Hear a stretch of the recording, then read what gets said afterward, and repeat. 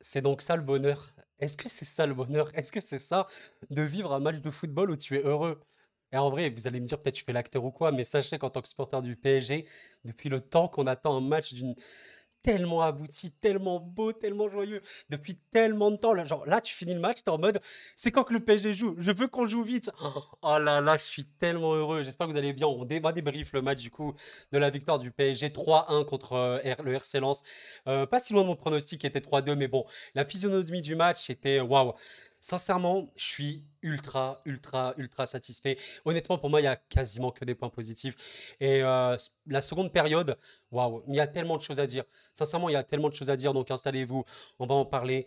Mais déjà, j'ai envie de rendre un hommage très très clair et très très simple à Manuel El Pitbull Ugarte. Non mais le gars, non mais je vous en supplie, qui est ce mec? D'où sort Ugarte? Est-ce qu'il est fort au football? Oui. Est-ce qu'il est fort au catch? Je pense. Est-ce qu'il est fort à la bagarre? Oui. Est-ce qu'il est fort à tout? Oui. Il est fort à tout.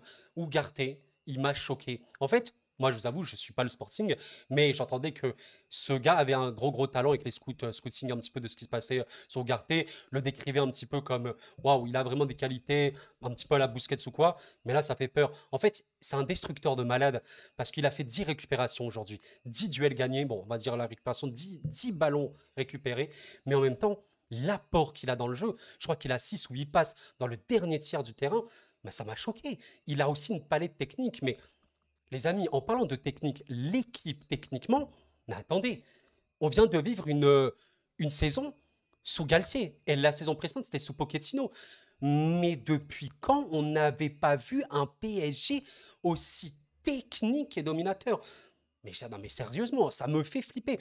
Avant, tu avais Verratti surtout, qui était, on va dire, très, très, très intense, très, très technique, qui arrivait à prendre les ballons et à les sortir.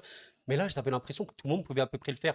Et waouh, en fait, tu as des tauliers dans cette équipe qui sont en train de naître. Je suis désolé, Skriniar, ok, il te fait un CSC. Pour moi, c'est assez anecdotique. Mais Skriniar, Hernandez, osez me dire qu'ils ne sont pas déjà des tauliers. Ugarte, il vient. Mais attends, mais c'est un taulier. Par contre, les amis, on va parler très simple. Je voulais rendre un hommage à Ugarte. Mais maintenant, rendons un applaudissement, standing ovation à Monsieur Warren Zahir Emery. Les amis, on va parler très simplement. Cette personne a 17 ans. On est bien d'accord. Osez me dire que vous ne connaissez pas son âge. Vous me dites qu'il a 17 ans. C'est pas possible. Il a une expérience. En fait, quand tu le vois jouer, on dirait qu'il a une expérience de 10 ans. Il me choque. Mais Warren Zahir Emery, vraiment no fake, c'est un joueur que tous les coachs au monde rêveraient d'avoir. Il est tellement précieux. C'est un couteau suisse. Il peut tout faire. Il peut récupérer les ballons. Il peut prendre le ballon, porter, il peut casser des lignes, il peut aller sur un côté, il peut défendre, il peut attaquer, il peut être dans la surface pour finir. Il est partout. Mais qui est ce mec? Mais là, on tient peut-être, les amis, le joyau ultime de la formation parisienne. Je suis ému, mais sincèrement, je suis ému. Warren Zahir Emery, il me choque, il me fait flipper. Merci le parc du fond du cœur de lui avoir donné une standing ovation parce que waouh, il méritait un but. D'ailleurs, il a marqué un but exceptionnel contre Toulouse qui a été refusé pour hors-jeu. Mais quel est ce joueur? Et là, les amis, l'espoir renaît. Parce qu'évidemment, je suis supporter du PSG. Là, on va pas trop parler de Lens, mais pour dire quelque chose très rapidement sur Lens, c'est vrai que ils ont eu vraiment beaucoup de mal. Ils étaient très asphyxiés. Et honnêtement, c'était très dur. Honnêtement, même quand Wayé rentrait, bon, il avait quelques ballons, hein, il a marqué, enfin il a tiré, il n'a pas marqué, mais Lens était étouffé. Pour revenir au PSG, sincèrement, voir une telle intensité, c'est merveilleux. C'est vraiment merveilleux. Et du coup, je reviens par rapport à ce que je voulais dire par rapport à Warren Zahir Emery et la question du milieu de terrain. Sincèrement, l'espoir renaît. Parce qu'il y a un monde où, en fait, les milieux de terrain que tu cherches depuis longtemps, que tu cherches un petit peu à remplacer depuis Mota et Matuidi, parce qu'en réalité, Mota et Matuidi n'ont jamais été remplacés, mais en fait, tu es en train de te dire, est-ce que les tauliers qui sont en train de naître ne sont pas leurs remplaçants naturels? Parce que je suis désolé, Ugarte, ça devient un taulier. Warren, certes, il a 17 ans. Ça devient un taulier. Les amis, Bellingham, il est extrêmement jeune. Pedri est extrêmement jeune. Cela n'empêche qu'ils font partie des meilleurs milieux au monde entier, sans débat possible. Warren Zahir Emery a 17 ans. Je suis désolé, hein, mais là, il est en train Vraiment, vraiment, vraiment de choquer le monde. En tout cas, quand je dis de choquer le monde, c'est-à-dire que ceux qui s'intéressent au football, ceux qui voient le football et ceux qui le comprennent, remarquent en fait que Warren Zaïre-Emery il fait partie de la catégorie des joueurs qui sont différents. Je pense qu'on est sur, oui, je le répète, peut-être le joyau le plus puissant, le plus fort de toute la formation parisienne. Et vous savez à quel point la formation parisienne était exceptionnelle. Il y avait tellement de grands, grands joueurs qui sont sortis du PSG et de Paris en général. Enfin voilà, tellement, tellement de joueurs, sincèrement. Rien que pour citer Nkunku qui est parti, enfin Moussa Diaby, etc. Bon, tous des très bons joueurs, voire des très, très grands joueurs. Mais là, Warren Zaïre-Emery, ça m'a l'air d'être quelque chose d'unique, un joueur monstrueux et arriver à le voir à ce niveau à 17 ans, moi ça me fait flipper. Donc voilà les amis, là je parle depuis 5 minutes 30, je parle quasiment que de Warren, mais je devais m'exprimer, mais globalement quel plaisir parce que là on sent la patte Luis Enrique, oh là là là là, oh là là là là, les amis, mais quel plaisir, je vous le jure. Quand vous voyez l'intensité mise, le jeu proposé, c'est exactement comme ça que Luis Enrique joue. Et la patte, elle est merveilleuse. Oui, certes, vous savez, il y en a qui avaient, avant la sélection nationale, un petit peu. Alors là, je me trompe totalement de ce que je voulais dire, pardon. Je voulais dire qu'avant que qu'Enrique vienne, il y avait des gens qui étaient inquiets par rapport à la sélection nationale. Vous voyez, c'est-à-dire que oui, l'Espagne, c'est un petit peu un jeu chronophage, ils font beaucoup de passes, mais pas beaucoup d'actions. Sauf que le PSG n'est pas l'Espagne, hein. Le PSG a d'autres joueurs. Et bon, là, évidemment, on se rend compte, vous avez Dembélé, Mbappé. Je vais parler de Dembélé très rapidement, mais Mbappé, effectivement, vous l'avez. Votre équipe n'est plus du tout la même et même les adversaires ne sont plus du tout les mêmes en train de défendre. Et la vérité, c'est qu'aujourd'hui, Enrique a tout ce dont il rêvait. C'est-à-dire un jeu où tu es très, très, très, très, très dominateur avec des joueurs extrêmement techniques qui mettent l'intensité en plus, mais en même temps, tu as des tueurs. Enfin, je suis désolé, surtout le tueur ultime. Voilà, Kylian. Évidemment que Kylian change absolument tout. Tu mets Kylian en équipe espagnole, l'Espagne gagnait l'Euro, sincèrement. Enfin voilà, même je pensais que l'Espagne allait gagner l'Euro. L'Italie les a battus au tir au but, mais tout ça pour dire que c'est merveilleux. Et vraiment, c'est des motifs d'espoir parce qu'évidemment, là, on est enflammé, etc. Il faut toujours rester calme parce que le travail, ce sera le plus important. Mais dites-vous quelque chose de très, très, très, très, très, très, très, très clair. Si on continue comme ça, on peut espérer des choses merveilleuses. Et honnêtement, moi, mes attentes, vous pouvez voir à ma vidéo des attentes du PSG de cette saison, j'avais une attente très très simple, c'était de retrouver l'amour, la passion vraiment du PSG, d'être heureux quand tu vois le club jouer. C'est-à-dire que dès que un match se termine, tu n'attends que le prochain. Et là, ce soir, plus que jamais presque, ça fait depuis très longtemps que je n'ai pas ressenti ça. Là, je finis le match et je suis en mode, je veux voir le PSG jouer parce qu'on a proposé une performance extrêmement aboutie sur tous les points. Je vais même parler de Marquinhos. Marquinhos, pour ceux qui suivent le PSG, savent à quel point c'est un joueur qui a eu beaucoup, beaucoup de mal ces 2 dernières saisons. Je suis désolé. Depuis que Skriniar est là, et aussi à minima Hernandez, mais Skriniar avec lui, on va dire en défense centrale, Marquinhos est redevenu impérial. Et je pense qu'il faut le dire. Je pense qu'il faut le dire parce que Marquinhos, il est mieux. Il est beaucoup, beaucoup mieux. On le sent beaucoup moins fébrile, plus conquérant dans ses duels. Et ça fait plaisir. Merci. Merci de revenir toi-même. Mais voilà, mais ça, je pense que c'est en grande partie du fait qu'il y a une défense très solide. La défense est belle, expérimentée, d'étolier. Hein, vraiment, Skriniar, capitaine de l'Inter. Skriniar, c'était peut-être le meilleur défenseur d'Italie. Il faut le rappeler. Hernandez, on connaît son caractère énorme. Taulier dans le vestiaire comme sur le terrain. Marquinhos est entouré. Alors oui, vous allez me dire Ramos, t'as un taulier et tout. Certes, Ramos, je voulais dire. Ramos était un taulier, etc. Oui, certes. Mais Ramos, il avait 35-36 ans. Il était en fin de carrière, il quittait le Real. Sincèrement, les supporters du Real, ils n'étaient pas tristes qu'il parte parce qu'il était vraiment sur la fin. Et honnêtement, les performances de Ramos, on ne peut pas dire que c'était transcendantes. Peut-être les derniers temps avec le PSG. Mais là, il y a des tauliers. Et c'est merveilleux. Et je suis vraiment satisfait sur beaucoup de points. J'ai envie de revenir sur le dispositif un petit peu tactique, sur l'animation et sur un petit peu l'attitude et l'utilité de Vitinha sur le terrain. Alors Vitinha, vraiment très spécial. Par contre, je tiens à souligner quel plaisir de voir un milieu aussi technique. Parce que Vitinha, oui, on le critique, peut-être il est inconstant et tout, mais là, il va avoir un rôle. Vitinha dans cette équipe qui il va apporter clairement. Et ça, il y a tellement de connexions, il y a tellement de joueurs techniques dans cette équipe, parce que même, regardez, Asensio, si vous voulez, il est avant-centre, mais là, il était technique, il a apporté. On va revenir sur Vitinha. Vitinha, son rôle sur le terrain, vous voyez qu'il était vraiment au long de la ligne, hein, le long de la ligne réellement sur ce match-là, le long de la ligne gauche, on va dire. Et certes, en fait, le dispositif était un petit peu un sort de 4-2-4 avec Ugarte et Warren en double pivot qui allait assurer les efforts collectifs à peu près tout le monde, d'où le fait que pour moi, c'est des malades mentaux, ces mecs-là. Et Vitinha, vraiment, dans le 4-2-4, un peu comme un ailier. Mais en fait, je pense que l'idée un petit peu d'Enrique sur ça, c'était de créer une connexion avec Mbappé parce que vous avez vu que les deux se cherchaient énormément. D'ailleurs, je vous rappelle quand même que sur le but d'Asensio, ça part quand même d'une récupération assez basse et d'une relance avec Vitinha et Kylian qui se trouvent très très très très bien en 1-2. C'était vraiment quelque chose de très très beau et ça veut dire que ça a fonctionné. Je pense quand même que parfois Vitinha était très haut. Ça fait qu'en cas de perte ou quoi, il y avait seulement Ugarte qui pouvait essayer de récupérer le ballon avec Warren et c'était un peu compliqué. Donc peut-être qu'il devrait être légèrement plus bas.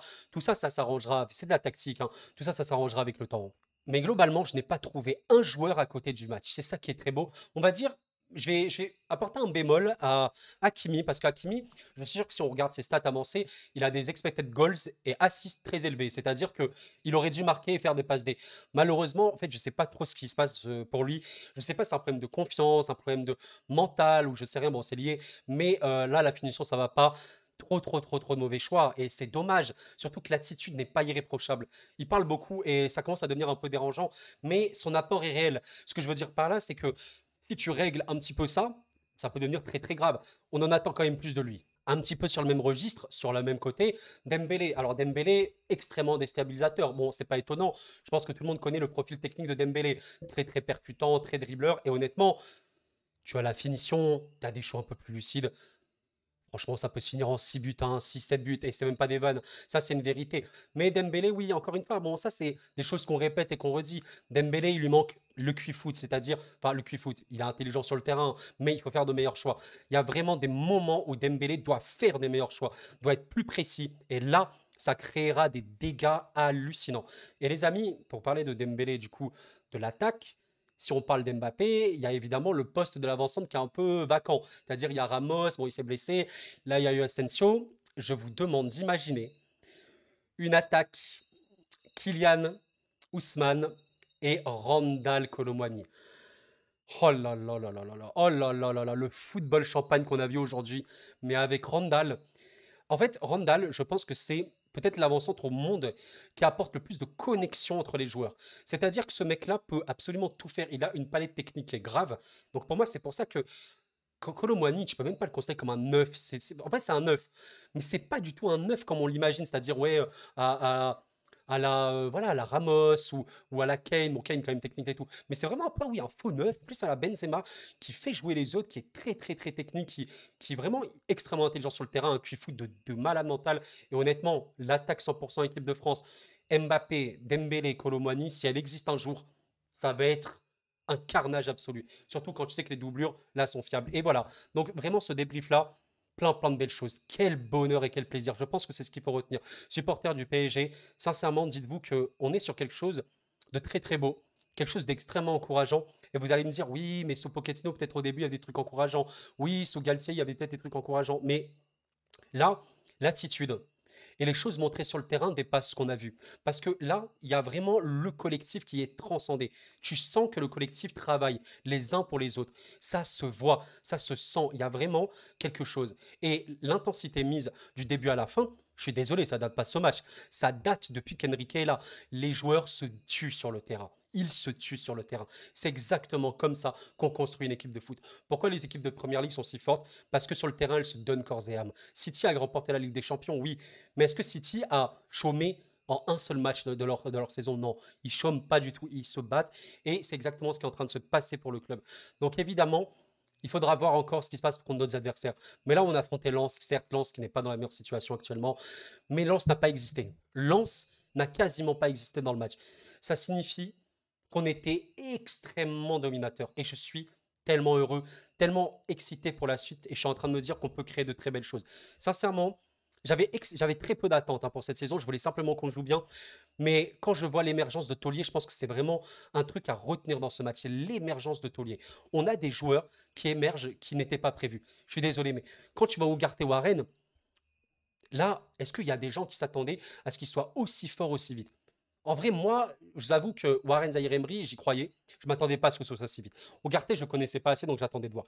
Mais là, ça fait peur parce que dans ma tête, là, tu es en mode Zahir Emery et Ugarte, ce sont les milieux titulaires indéboulonnables. Tu ne peux pas les enlever. Je disais sur Twitter, Ugarte est actuellement le joueur le plus important du club. Et je pèse mes mots. C'est-à-dire que c'est vraiment Warren et lui, c'est les piliers absolus. C'est-à-dire que tu les enlèves, toute la structure s'effondre. Et actuellement, ces mecs-là n'ont pas de remplaçant. À part Verratti, on va dire. Verratti, évidemment, s'il est là, il peut totalement apporter ce que eux apportent. Mais c'est incroyable. Donc évidemment, on croise les doigts pour qu'il ne se blesse pas.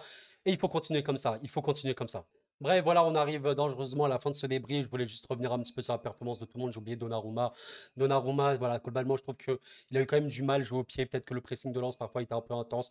Mais bon, on sait qu'il n'est pas très bon là-dessus. Il faut qu'il s'améliore réellement parce qu'il faut construire un jeu et Enrique doit construire dès le gardien. Donc, clairement, il faut qu'il s'améliore. Par contre, voilà, les arrêts qu'il a eu à faire, il les a fait. Pour moi, le dernier but en soi, il est assez anecdotique. Je ne vais pas en tenir compte très sincèrement. Mais voilà, c'était beau. La ligne de défense, vraiment très très bonne. À part Hakimi, comme je vous le dis, un petit bémol parce qu'il y a tellement mieux à faire avec ce mec. C'est un monstre, hein. C'est un monstre, tout le monde le sait. Mais il a mieux à faire. C'est pour ça que c'est rageant. Hernandez, excellent, vraiment excellent. Le dédoublement qu'il te fait sur le but. Le deuxième but, je crois, oui, celui de Kylian, où il te fait la passe D avec Kylian, mais qu'est-ce que c'est beau! Vraiment un petit peu en mode piston, comme son frère Théo Hernandez, c'est très très très beau. Voilà, les milieux de terrain, bon bah, Warren et Ugarte, chapeau bas, messieurs. Franchement, pour moi, honnêtement, Warren 9, Ugarte 9, les deux 9. En vrai, Ugarte 9, Warren 8-5, mais ils sont exceptionnels.